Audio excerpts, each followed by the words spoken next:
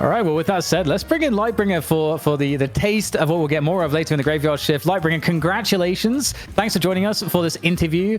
ZP tells me that you are his, you're the main educational source for him of understanding what's going on at the pro level at Deadlock. So thank you for that, first of all. But after this win, how's that? Because that seemed like it went pretty smoothly for you guys. Well, first of all, thank you. Yeah, ZP does hit me up, for some behind the scenes information, but yeah, I mean, this game, this set of games in particular was a little bit different from this week's scrimbucks, so to speak. We were getting kind of rolled, so we tried some different stuff this time around. Yeah, I mean, I guess the first thing I would ask, as we saw here, is that really in terms of overall trends, neither team wanted to first pick Great Talon, and also neither team wanted the other team to have Great Talon. How did GT get into the spot here where he's not good enough to first pick, but also you never want the other team to actually have him? Well, there's a duality here. It's not just Great Talon. I mean, Kelvin is right up there too. He's first ban on both sides.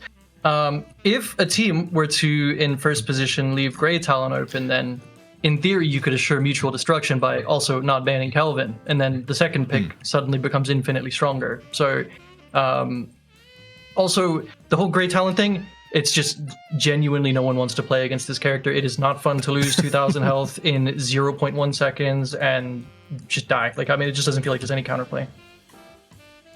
Yeah, that's very fair. Like, okay, so what's your read then on the overall meta of the game right now? Because obviously we're seeing lots of changes, let's say itemization changes, like Veilwalker coming into play. It seems like that really assists having a way heavier pressure game, and which is really fun to watch. But in terms of your assessment of professional Deadlock right now, are you kind of happy with where it's at? Do you think it has any particular problems?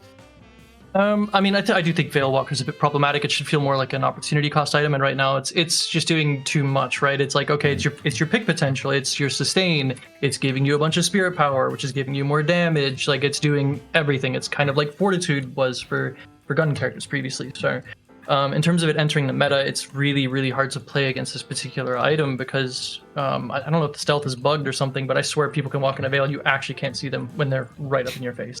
So, I mean, it's overpowered. I hope it gets nerfed, I guess is what it comes down to.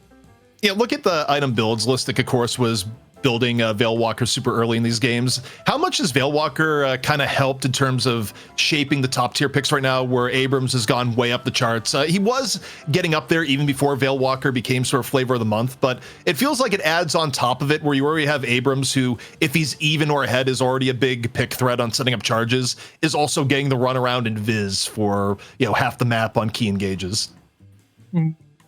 I mean, Abrams is always going to be a meta pick just because he's a character that has 2 stuns, and one of them can put everyone in one area and guarantees just a crap load of damage, right? So I don't think there will ever be a period in the game, unless they nerf this ability, where Abrams isn't first 3, or unless they introduce another character that does the same job.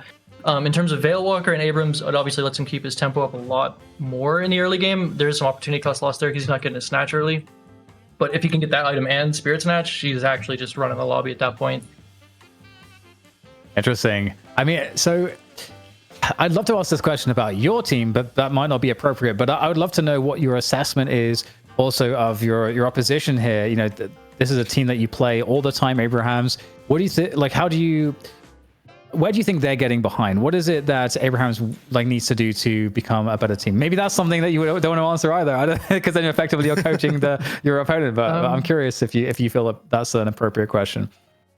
I mean, I guess I can leave it kind of vague, is to start stepping away from what you're doing in pubs, and think more critically about scrim setting or a competitive setting. That's probably as specific as I'm going to get, because I do have strong opinions about things that they're doing. Let me ask you this. Wow.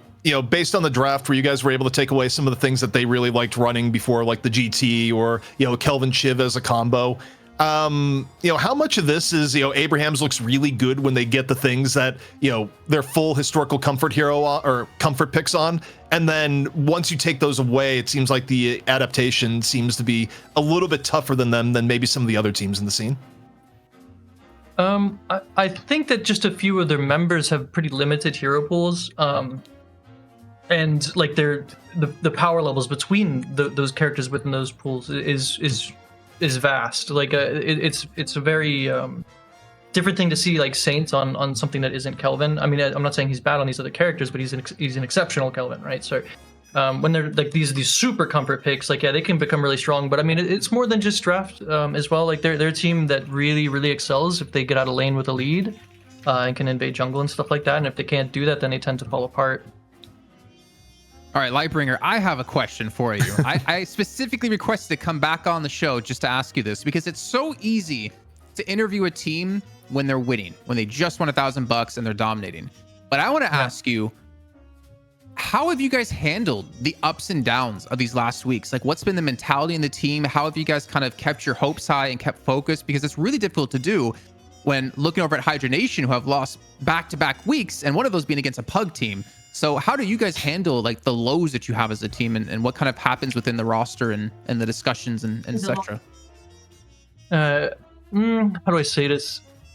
I don't think I would ever be part of a team that wasn't just absolutely infuriated after losing a game, especially when they know it slipped through their hands, right? And some people, I've been on teams before, I have fun teams. I mean, if people know who I was back in like Overwatch days and stuff like that, I was like kind of a troll, and I played on a troll team, and it was just for fun, right? And like we lose, haha, like yeah, you beat a bunch of idiots on stupid characters. But like you know, when you're on a more serious team, it's like, man, we lost. Like you know, we were in VOD review. You're sitting there looking like, what can we do better? Can we change here? Can we have like some secret weapons or something like that? You know, so yeah, I don't know. It's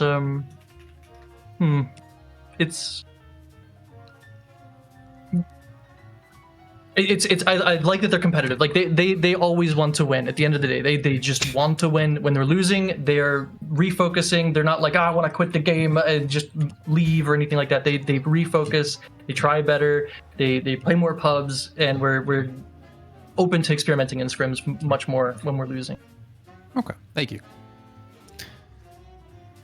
All right. Well, thank you so much, Lightbringer, for coming on. And look, congratulations once more taking the EU throne. Buff Enjoyer is now officially up 4-3. We'll see what the next week brings. But